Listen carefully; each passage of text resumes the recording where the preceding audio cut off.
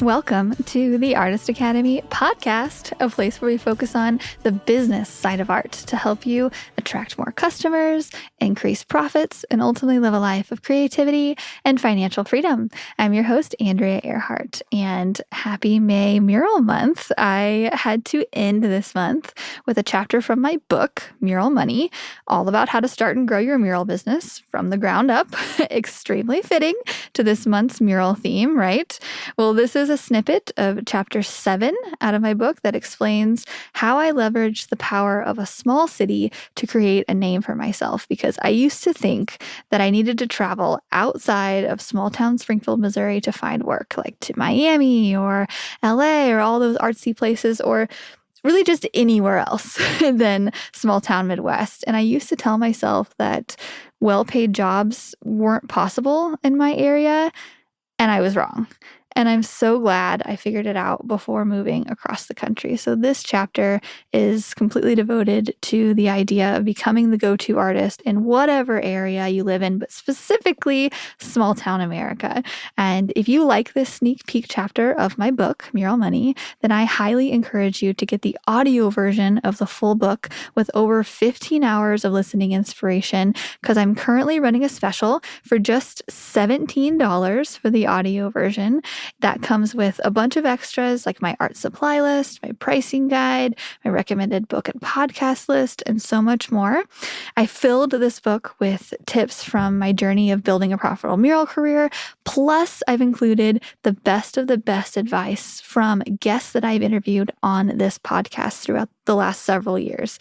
And it's my most affordable all-in-one book of advice on art and business. And if you enjoy listening to me here, then I know you'll enjoy the book too, because I read it myself. This book is available on Amazon and Audible. It came out about a year and a half ago and sold a bunch of copies. And it's normally $25. But if you go to muralmoney.com, that is where you can grab the $17 deal while it lasts this summer. So normally $25, I'm running a deal for $17 for the audio version. Plus you get all the extras with the supply list and the pricing guide and all that. So if you haven't listened to my book, this is your sign to finally do it. Anyway, let's get to it and let me know what you think about this week's episode, all about becoming the go-to artist in your area. Chapter 7. Become the go-to artist. Establishing a prominent presence and a positive reputation locally is a sure way to succeed as a full-time artist. Becoming the go-to artist in your area will ensure your services become widespread by word of mouth. That's what we're going for here. In addition, it will help you secure repeat business. As you read this, I'm sure you're wondering, okay, yeah, but how do I do that? Positioning yourself as the local artist takes perseverance and consistency, and we're going to get to all of it, but it also requires quite a bit of time. So I suggest you start right now. Even if you live in a bigger city where the competition is steep, there is still potential for you to become the go-to artist in the area, because I'm going to bet the big city you live in is bordered by cities or towns with smaller populations. These locations make it a lot easier to become the go-to artist. You can still do it in your big town, but these surrounding areas most likely are less congested with artists. Focus your attention on pitching your services to the individuals and business owners in the smaller areas. I believe the best locations for this have populations between 5,000 or 10,000 around there to 200,000 or so. Many people think that you have to move to highly populated areas to make it as an artist, and I agree that there are significant opportunities in those areas, but towns with smaller populations have plenty of opportunities as well. I'm solid proof that artists can cater to a minimal population, stay busy, and make great money. I actually had an artist from Kansas City, Missouri, tell me that she needed to move because she thought her area had no opportunities for artists. I assured her that she could, in fact, become a successful go-to artist in Kansas City with the right approach. I just thought that it was interesting that someone living in a bigger city than I was telling me it wasn't quite possible to make good money there. It is, and you can, and I'm going to explain. So many underestimate the amount of money available for art in small towns. As a beginner artist, it briefly crossed my mind that I would need to move away from Springfield to achieve big things. And I still hear people say, there's no money in Springfield. They couldn't be more wrong. There is, you just have to find it. Multiple muralists are working in my city, and there's enough room for all of us to stay busy. We're living life and getting to paint as much as we want because opportunities are in small town Springfield too. The grass is not always greener in a city where the buildings are taller. The opportunities are right where you are. You just have to know how to find and recognize them. Creating a few giant murals in prominent locations might be enough to help your business take off. I think artists make the terms art marketing or art business or even promotion way harder than they need to be, because in reality, it's simple. If you practice painting enough to create a good product, the next step is to simply put it in front of enough eyes to see it. Then, if enough people see your amazing art, someone will eventually buy it. That's all it comes down to. Business terms aside, that's all it's trying to explain. I understand that it may seem easier said than done, so let me explain some specific ways to grow and market your brand by getting people to view your product. There's a concept called feast or famine, which describes the changing seasons in business. There will be times where your business is booming and you'll have more work than you have ever had before. Then there will be seasons where it's difficult to find any work at all. This concept isn't exclusive to the art industry either. Any industry that involves contract work typically goes through these ups and downs, particularly construction. I was already anticipating my first famine season before it happened. Luckily, I slowly went from traveling for work and being home just a few days out of the month to being home most of the time because walls just didn't need to be painted. I was compensated by the hour working for the outdoor store, so any time spent not painting meant that I wasn't getting paid. Although this sounds like it could have been devastating, I was actually okay with it. I was lucky enough to be able to save up quite a bit of income during my feast season, which lasted a couple of years. Since I had anticipated the down season and sufficiently prepared by saving, I didn't have a panic during those times when business wasn't exactly booming. Instead, I took full advantage of this downtime and traveled for fun this time, not for work. Taking a 30-day backpacking trip around Thailand and then spending a few weeks in Africa was the perfect way to live during the off season. I had a few painting gigs here and there. Then I would go exploring between those jobs. I set out for Europe, Asia, and everywhere in between. For a while, my life involved painting between adventures and immediately planning the next trip as soon as that one ended. My second trip across Europe came just 3 years or so after that initial backpacking escapade. This time, I started in Iceland and visited Spain, Belgium, and France. It was so much fun. I had more money to spend this time, and because I had been working as an artist for a few years, so I didn't need to stay in hostels anymore that cost only about 15 euros a night. We stayed in one that cost like 5 euros a night. It was a party, but I'm not knocking my first budget experience in Europe, though. I highly recommend it to any traveler craving a low-cost adventure. The people I met in hostels were some of the most unique individuals I had ever met, and it's easy to bond with anyone who shares the same travel bug gene. From meeting a friend in Mexico for the holidays to joining my now husband in Cuba to explore the city for what ended up being our first official date, I immensely enjoyed the cycle of painting and traveling. During this time in my life, I worked long hours in brief stints, like 12 hours a day for several weeks with hardly any breaks, and saved the majority of my money. I didn't have a brand new car and I didn't have a big house payment, so I was free. I mostly lived out of a suitcase or a backpack, and I was in love with the simple lifestyle. I painted and built up my savings for fun trips. My parents would routinely call and ask, "Where are you now?" Just making sure you're alive. Now that I think about it, I can think of no better way to spend my mid-20s. Meeting new friends, exploring different cities, and backpacking across faraway countries with no real plans of where to go next was all exquisite experiences. It fascinated me how other cultures had their own way of living that was completely different from my own. And it's so funny because a lot of the people we met traveling were exactly just in what I would consider normal because, we're all human. And it's just crazy to see like people who grew up so differently be so similar in so many ways. Traveling opened my eyes to a new way of doing things. And these were things I could read about, like my dad suggested I just read a book about it instead of going and going across the country without any supervision. But I liked immersing myself in the experience, walking the streets of Berlin, Germany, or maybe even closer to town like Austin, Texas. You don't have to go far to go and travel new cultural experiences. All of that made me aware of the power of street art. Locals would tell me all about the local art and how each piece contributed to the city's traditions, cultures, and ambiance. I was in awe of the lovely paintings living on the walls of the historic cities. To say I was inspired is an understatement. Places like Berlin, Germany, they have street art tours where you go around and just see all the massive street art, and it's a different experience. But it was a trip with Ryan, my now husband, to Austin, Texas, was what sparked my goal of becoming the local go-to artist in Springfield, Missouri through murals.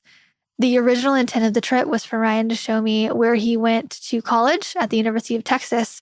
The many murals on the streets caught my eye, and we found a map online that pinpointed each prominent mural location. We ended up driving around and taking photos of the cute street art. We made a whole day of it. On our drive back to Missouri, I declared that I wanted to bring that level of street art to our small town in the Midwest. Ryan was 100% up for the challenge, too. If I got excited about it, he was excited about it. As we made our way back to Missouri, Ryan and I brainstormed different ideas for murals I could paint on the walls of Springfield. We also made a list of the local businesses we could pitch to when we got home. And I don't think any of those early ideas actually came to fruition, but that discussion is what kickstarted what is now the #41StreetArt project. Springfield was a blank canvas, and I wanted to fill it with street art. If you couldn't tell already, I have a business mindset. And even then, I knew that painting public spaces would help market my business. Those painted outdoor spaces would serve as a sort of long-term billboard for my artwork. And with my signature advertising at the bottom of each one, it wasn't even 24 hours after we got back into town that we set up a meeting with a downtown business owner. We met at the wall that we wanted to paint on, and I explained to the owner the vision I had to paint a giant butterfly that would serve as a photo opportunity for patrons of Springfield. I had a mission in mind to paint quite a few of those murals and turn the town into an art paradise. I wanted it to be just like Austin, Texas, where you could look it up online and you could have a map and you could go around to all the different places, because that was just absolutely not what Springfield was like at all at the time. And the business owner was a lawyer and someone who we knew personally. He was kind of a friend-ish, an acquaintance, and his business would not benefit at all from a giant photo op butterfly, but he was kind enough to agree to it anyway. I never spoke to him about a price for the mural because he really just didn't have any benefit for it, but I offered to do it for free.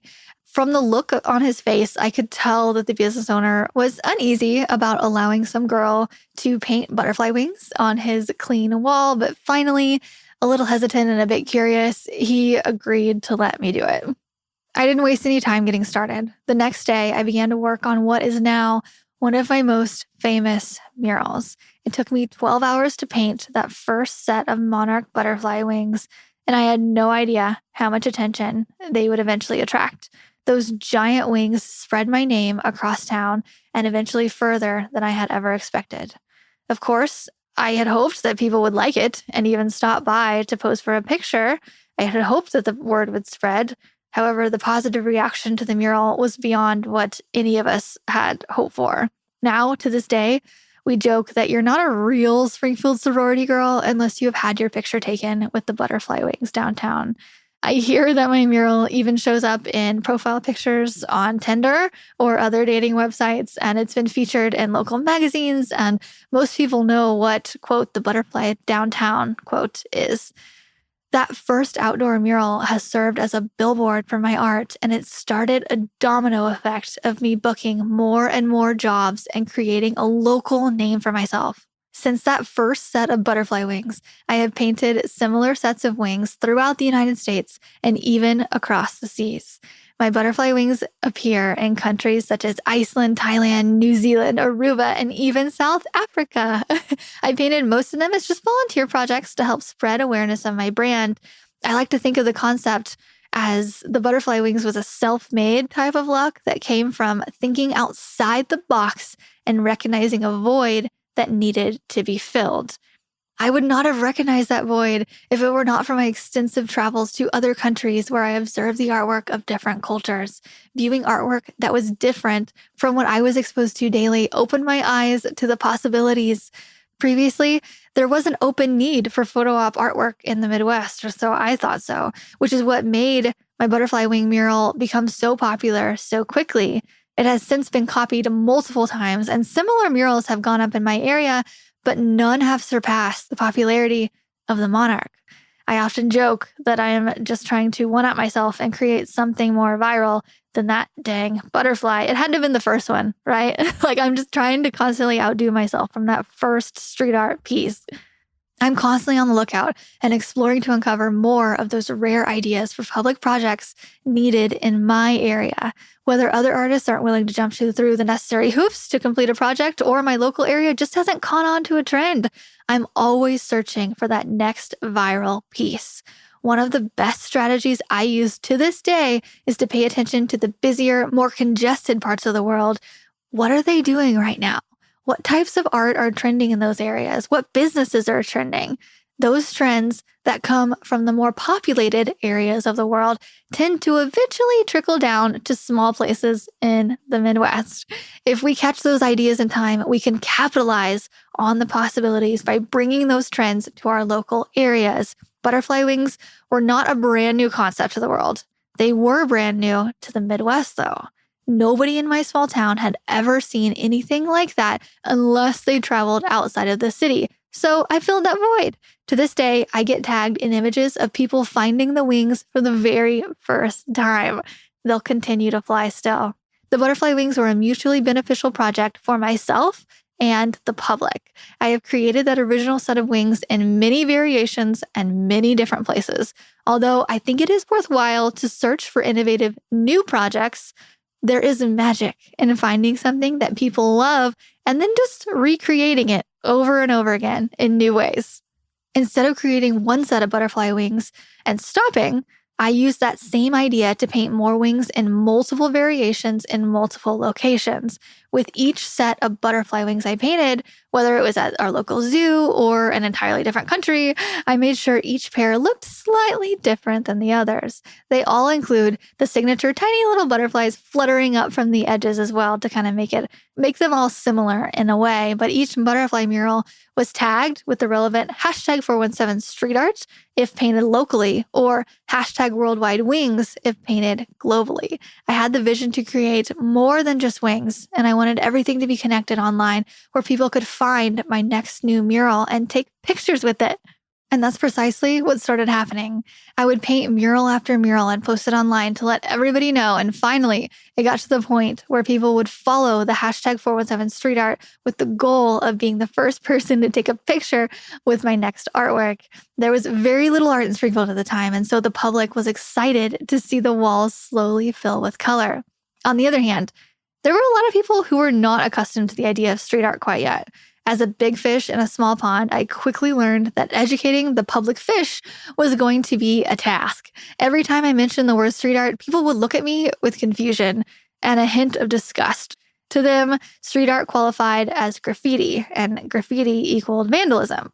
I had to change my lingo and call it a mural or public art or anything but street art to prevent instant rejection for paid projects.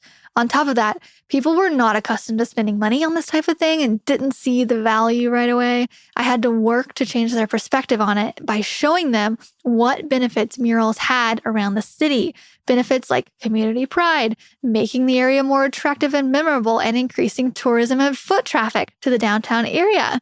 At one point, I set up a meeting with our local tourism company to pitch my idea of creating some kind of Springfield postcard style mural for tourists and locals to pose beside for pictures.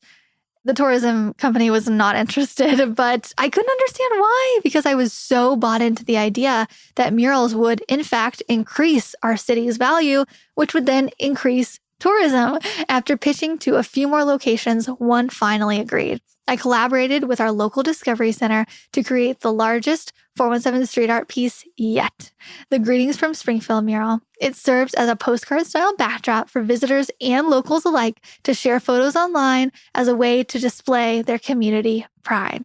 I believed that if I kept pitching these mural ideas and continued to color the downtown streets, people would eventually notice and it would start to make art a subjection of conversation.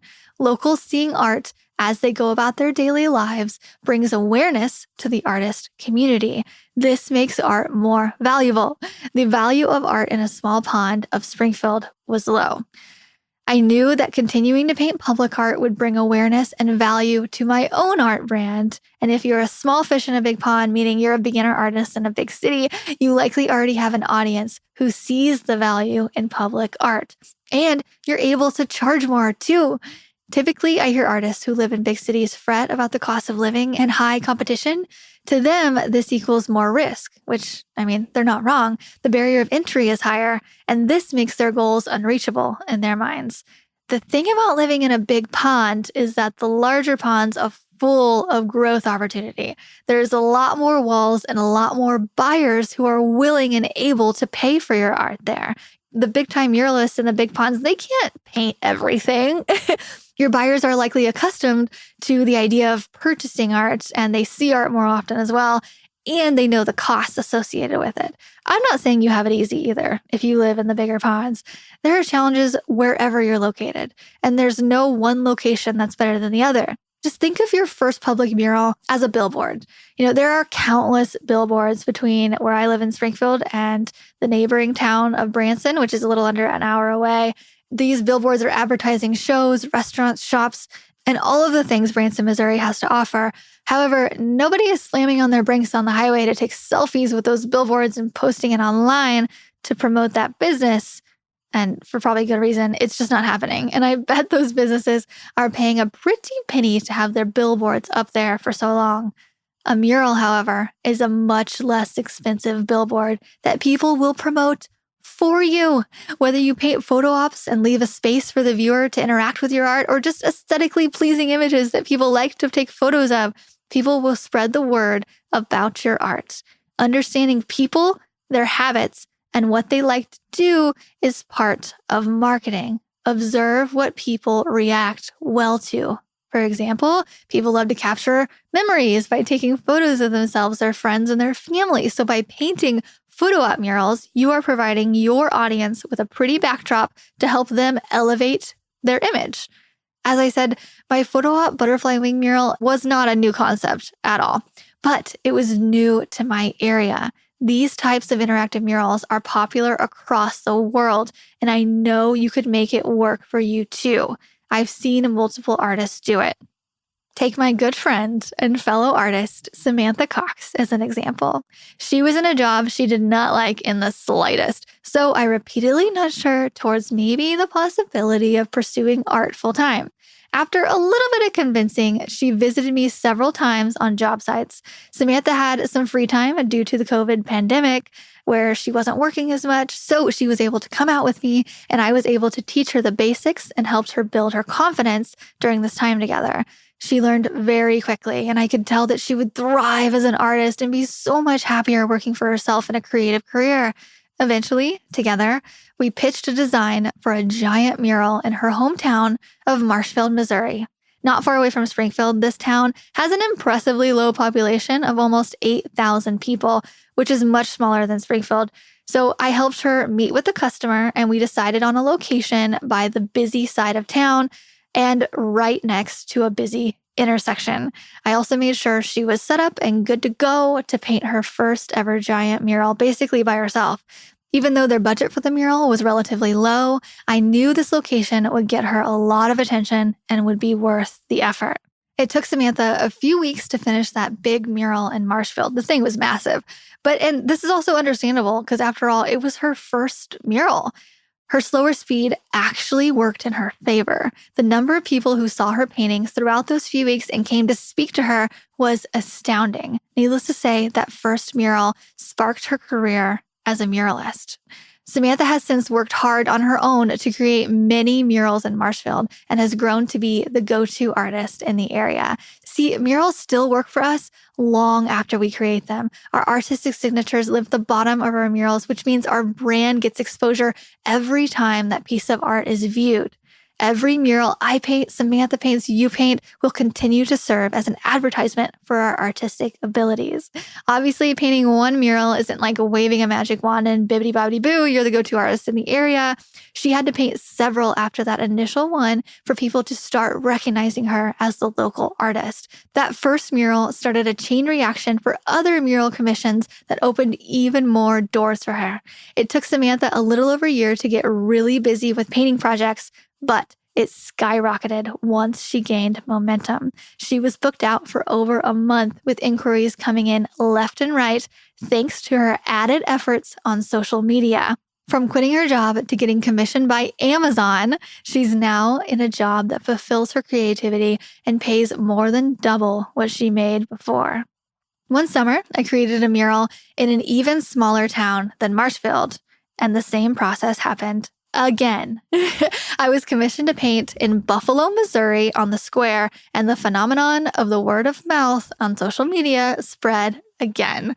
This time, I brought Shannon Joy to help me. At the time, Shannon was another up-and-coming artist who was local to my area, and like Samantha, Shannon had joined me on several previous murals to help build her skills and gain confidence.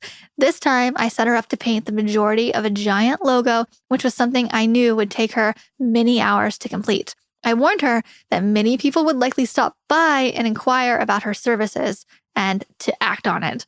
It was in a high-trafficked area, and the potential to earn more customers was great. Shannon was still very new to murals, but I encouraged her to take on whatever project came her way. I also let her know that she could always come to me for help if she needed it. Obviously, I'd have her back.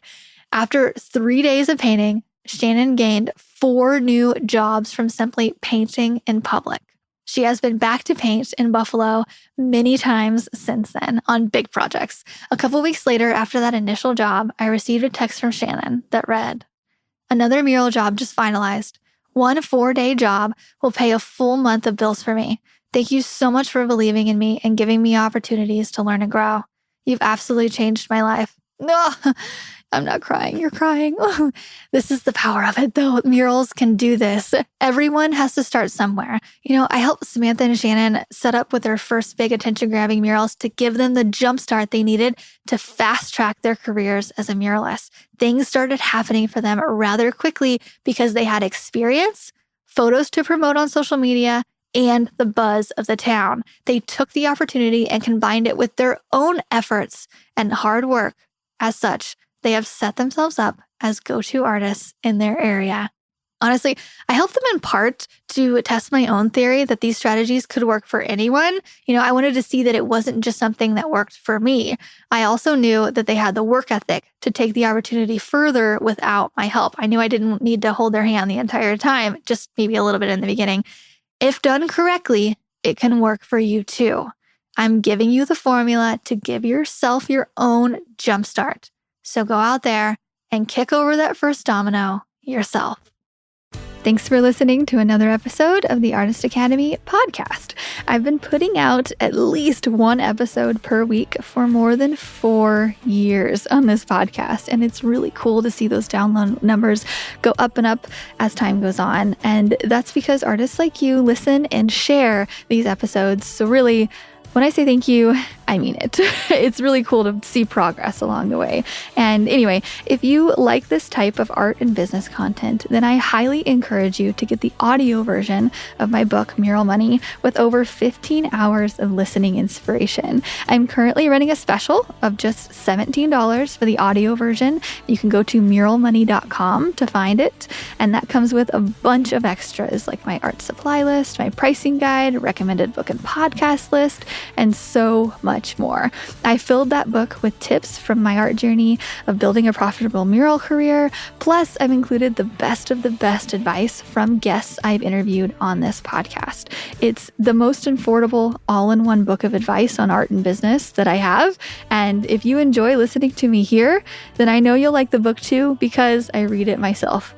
all 15 hours of it. The book is available on Amazon and Audible normally for $25, but if you go to muralmoney.com, that is where you can grab the special $17 deal while it lasts. If you haven't listened to my book yet, this is your sign to do it. Again, normally $25. Running a special for $17, but you have to go to muralmoney.com. That's where you can grab the audio version of it. And that's all I have for you today. So I will see you next week for another episode of the Artist Academy podcast.